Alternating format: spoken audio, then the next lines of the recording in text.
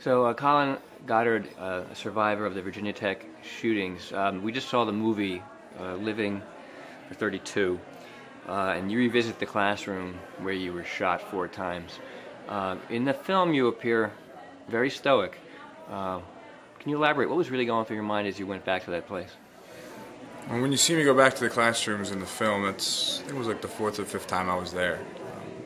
The first time I went back was about 2 weeks after the event itself. The police officer gave us a rundown of everything that happened with the diagrams of where people were, where bodies were found, and that was a much more difficult visit. So I knew I wanted to get there sooner rather than later. I knew it was something I was going to have to face. I was going to have to go back to school and graduate. I just said, look, I gotta face this. I gotta keep doing it. So by the time that you saw it in the film, I was getting more comfortable with that place, and it had been renovated and looked very different than what I remember, from April 16, 2007. The first time you went back, though, what went through your mind?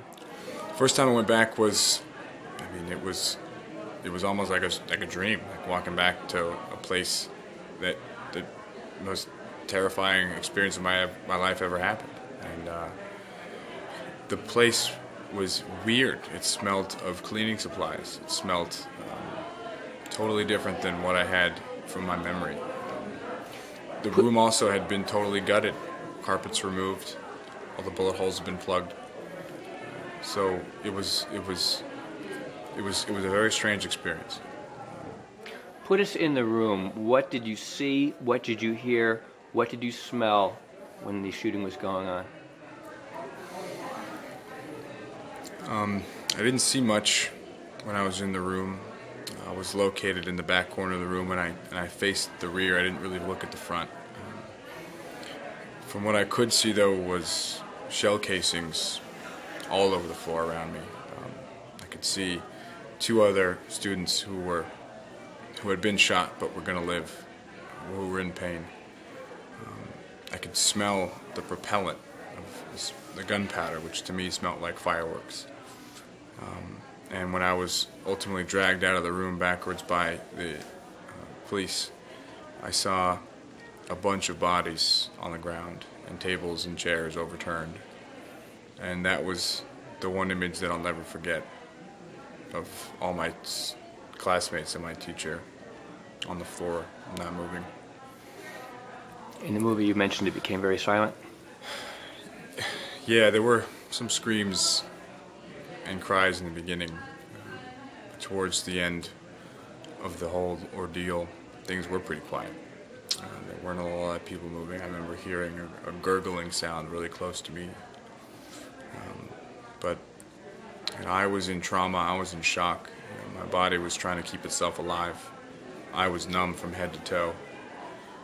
It was a very, very surreal experience. It was the craziest moment, craziest day of my entire life, and that's what I kept telling myself, like, this is the craziest thing that's ever happened to me. I cannot believe this actually happened.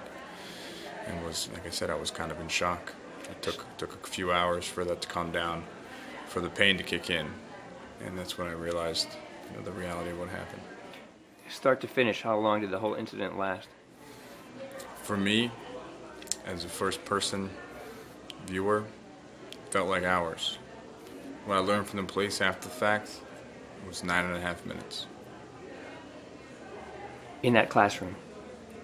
From when the first gunshot went off to when the last one went off, that he killed himself in the front of our classroom, it was 9.5 minutes. In your classroom, how long did it last? I don't know. I mean, he came in and it came out several times. When Newtown happened, what was your immediate reaction? It was a Friday morning. I was just to step into a meeting, and I checked my Twitter feed and saw reports of a shooting at a school in Newtown, Connecticut, and I just sank in my chair. I felt deflated.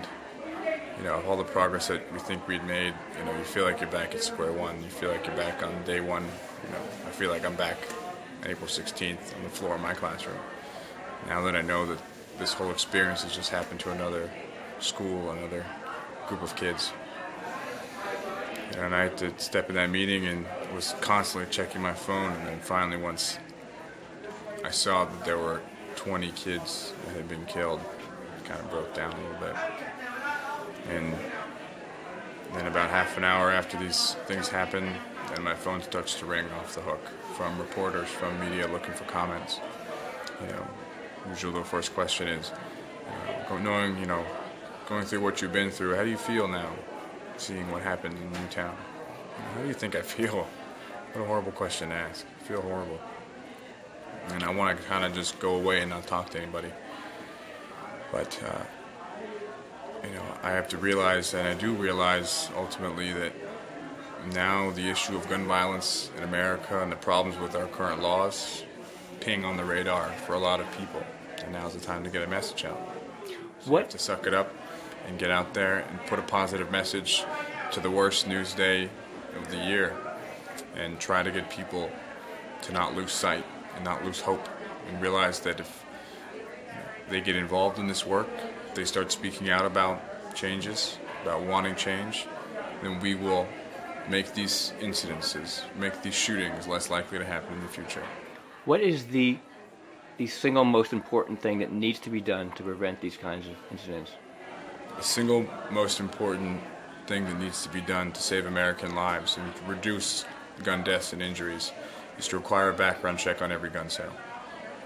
Up to 40% of guns sold in a given year currently don't require a background check, and that makes it really easy for dangerous people, for criminals, for mentally ill, to acquire a gun unchecked.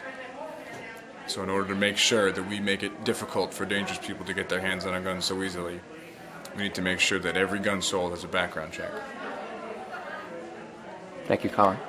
Yes. Morristown